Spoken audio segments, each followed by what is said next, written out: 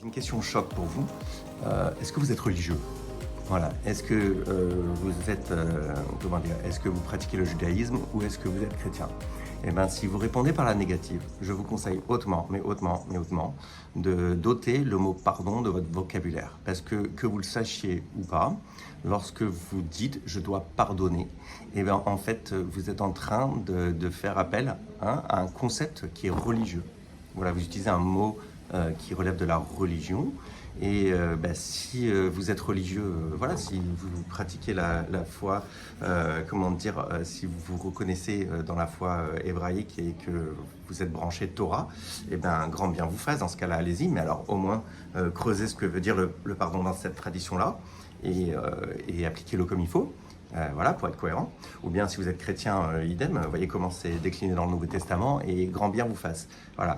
Dans notre société, il y a la plus grande partie des gens qui ne sont pas du tout religieux et ils ont la très mauvaise idée de prendre le mauvais de la religion, de notre héritage judéo-chrétien, et pas les bienfaits. Donc j'ai envie de dire, si vous voulez prendre notre héritage judéo-chrétien, tant qu'à faire, prenez le bon, pas le mauvais, quoi. Voilà. Alors, prendre ce qu'on appelle le pardon, et je vais vous montrer que c'est du faux pardon, du pardon sur commande, du pardon forcé, et en fait, c'est malheureusement un mauvais héritage religieux. On va dire, c'est pas tellement la religion le problème, c'est comment on l'a comprise et comment on l'a déformée au fil du temps, surtout. Voilà, et malheureusement on en a fait quelque chose qui est extrêmement nocif, qui est ni plus ni moins qu'un poison. C'est la mort rare relationnelle. Donc autant vous dire que, écoutez, à moins que vous soyez vraiment religieux, je vous conseille vraiment, ôtez l'idée je dois pardonner de votre vocabulaire. Vous devez rien du tout.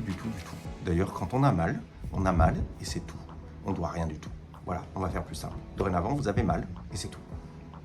Désolé, je sais que c'est pas très à la mode de parler de religion, surtout par les temps qui courent, en fait, on ne peut pas traiter de ce sujet du pardon sans vous rappeler très rapidement ce que c'est que le pardon dans notre héritage judéo-chrétien, puisqu'effectivement, même si la religion vous saoule, vous êtes anti-religion, vous êtes athée militant, le fait est que vous vivez en France et que même si certains disent que c'est en voie d'extinction, notre héritage judéo-chrétien, en tout cas, pèse dans notre inconscient collectif et donc vous ne pouvez pas faire comme si ça ne vous affectait pas. Donc, tant qu'à faire, puisque vous portez un héritage, autant savoir d'où vous venez, savoir ce que cet héritage comprend, et après vous aurez tout le loisir de rejeter cet héritage s'il ne vous convient pas, ou bien de l'adopter et de creuser s'il vous convient. Mais l'idée de ne pas porter votre héritage transgénérationnel, c'est la vie des bisounours, ça n'existe pas.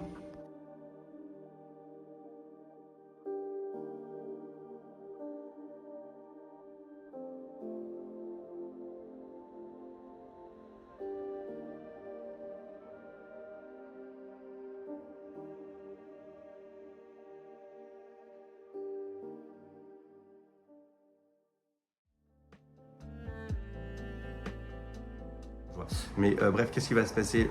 En fait, quand le contrat est respecté, la relation elle est maintenue. Et puis quand le contrat n'est pas respecté, que les Hébreux font n'importe quoi dans le désert, et donc qui se comportent d'une manière qui est immorale, soit envers Dieu ou envers leurs frères et sœurs du peuple hébreu, quoi. Qu'est-ce qui va se passer? Il y aura une rupture de relation, une rupture de bonne relation. Voilà. Et qu'est-ce qui va se passer après? En fait, quand ils auront à cœur d'eux, les Hébreux pourront choisir de se repentir. Ils vont regretter ce qu'ils ont fait et donc ils vont faire machine arrière pour retrouver la relation, pour que la relation soit rétablie. Et ça, en fait, c'est un process. C'est pour ça que je vous en parle. Vous allez voir dans une seconde qu'aujourd'hui, le pardon, c'est quoi? C'est simplement quelqu'un m'a fait du mal, et je décide de ne plus lui en vouloir, et paf, on fait la bise et on tourne la page. C'est pas du tout comme ça que ça se passe dans l'Ancien Testament. Qu'est-ce qui se passe? En fait, il va y avoir un process qui est assez long d'ailleurs, où en fait il va y avoir repentance, donc qu'ils se sentent mal par rapport à ce qu'ils ont fait, et surtout il va y avoir des conséquences. Ils vont devoir quand même faire amende honorable, dixit le système des sacrifices dans l'Ancien Testament, mais vous retrouvez un peu dans toutes les religions. Donc, en gros, ils doivent quand même payer une peine, mais il y a une réduction de peine. Voilà. Et qu'est-ce qui va se passer? En fait, c'est ça qui va permettre qu'il y ait un pardon. Donc Dieu pardonne et après, il va y avoir une réconciliation, c'est-à-dire on se rapproche. Et après, attention, restauration. Voilà, donc le but ultime du pardon dans l'Ancien Testament, c'est ça qui est le plus important à comprendre dans notre héritage, c'est quoi? C'est en fait de restaurer la relation à l'identique. C'est un peu comme si vous preniez ma voiture qui est toute rayée, hein, vous l'amenez chez le carrossier et 2 semaines plus tard, elle a été parfaitement réparée. Il n'y a plus aucune trace des rayures et des bosses qui étaient là. Voilà, ma voiture est toute neuve. Et en fait, l'objectif du pardon, hein, c'est en fait de restaurer une relation à l'identique. Ce qui n'a absolument, mais absolument rien à voir avec un pardon émotionnel superficiel, voire artificiel ou encore pire, malsain, comme je vais vous l'expliquer dans une seconde.